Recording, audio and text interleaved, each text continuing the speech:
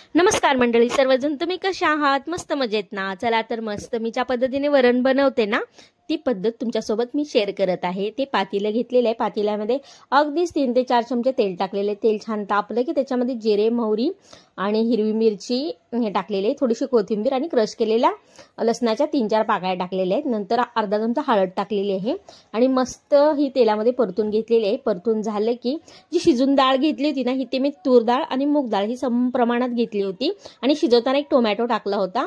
ही थोडीशी हळद आणि मीठ टाकून छान अशी डाळ शिजून घेतली, मॅशच्या साहाय्याने मॅश करून घेतली। आता ही डाळ याच्यामध्ये ऍड केलेली आहे, छान असं मिक्स करून घेत आहे। पाहू शकता इतकी टेस्टी आणि टेस्टी अशी फोडणी झालेली आहे वरणाला देऊन। इथे पाहू शकता या पद्धतीने नक्की तुम्ही वरण करून पहा, टेस्टी आणि अप्रतिम असं बनवून तयार होतं।